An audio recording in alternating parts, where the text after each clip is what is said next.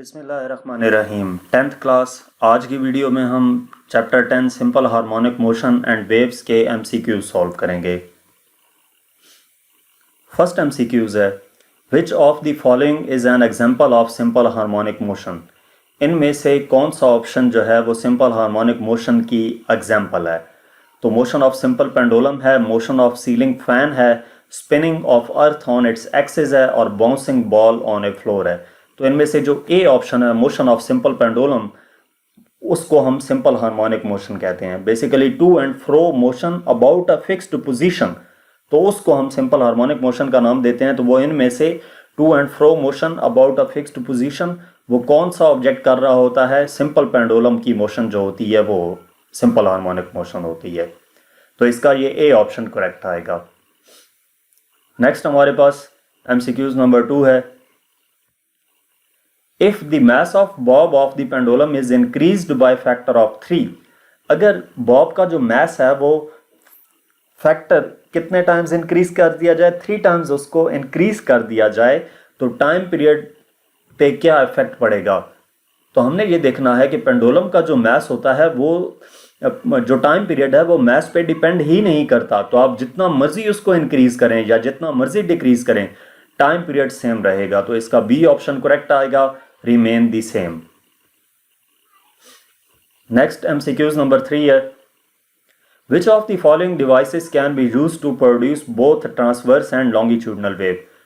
कौन सी जो डिवाइस है वो दोनों ट्रांसवर्स और लॉन्गिट्यूडनल वेव्स क्रिएट कर सकती है। इनमें डिफरेंस आपको मालूम होना चाहिए लॉन्गिट्यूडनल और ट्रांसवर्स वेव्स का।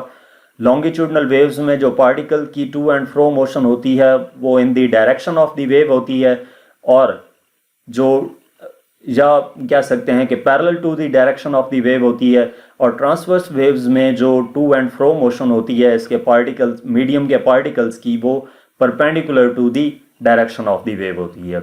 तो इनमें से जो हेलिकल स्प्रिंग है स्लिंग की, वो ये काम कर सकता है कि दोनों वेव्स उसकी मदद से क्रिएट की जा सकती हैं।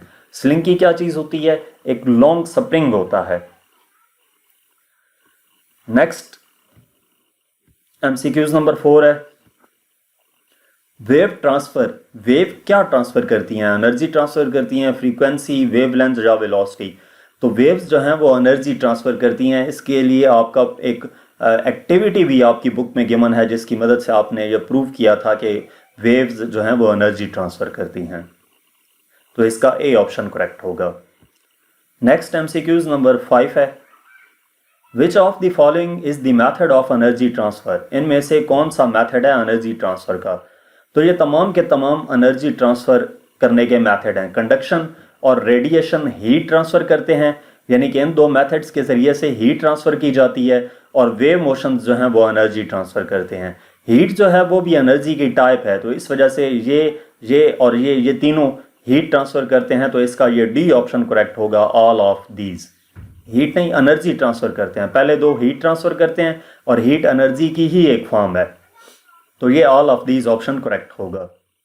नेक्स्ट एमसीक्यूज नंबर 6 है, in a vacuum all electromagnetic waves have the same speed, frequency, amplitude, wavelength. कि एक वैक्यूम में जितने भी इलेक्ट्रोमैग्नेटिक वेव्स होती हैं उनमें क्या चीज़ सेम होती है। तो वैक्यूम में जब कोई वेव ट्रैवल करती है, इलेक्ट्रोमैग्नेटिक वेव्स ट्रैवल करती हैं, तो उनकी जो स्पीड है वो सेम रहती है। तो इसका ए ऑप्शन करेक्ट आएगा। नेक्स्ट एमसीक्यूज नंबर 7 है, a large ripple tank with a vibrator working at A frequency of 30 hertz produces 25 complete waves in a distance of 50 centimeter. The velocity of the wave is। इसमें अब frequency दी गई है vibrator की। ये frequency जो है ये वही उन वेव्स की फ्रीक्वेंसी होगी जिस फ्रीक्वेंसी से वाइब्रेटर वाइब्रेट करता है, उसी फ्रीक्वेंसी की वेव्स जनरेट होती हैं। 25 वेव्स कंप्लीट हो रही हैं 50 सेंटीमीटर के डिस्टेंस पे।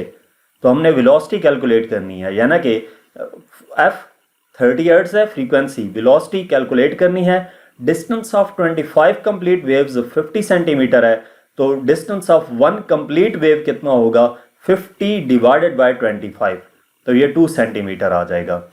तो हम इसको v equal to F lambda के फार्मूले में वैल्यूज पुट करते हैं तो ये 60 सेंटीमीटर पर सेकेंड आ जाता है। तो इसका मतलब क्या है कि ये कौन सा ऑप्शन करेक्ट होगा? बी ऑप्शन 60 सेंटीमीटर पर सेकेंड।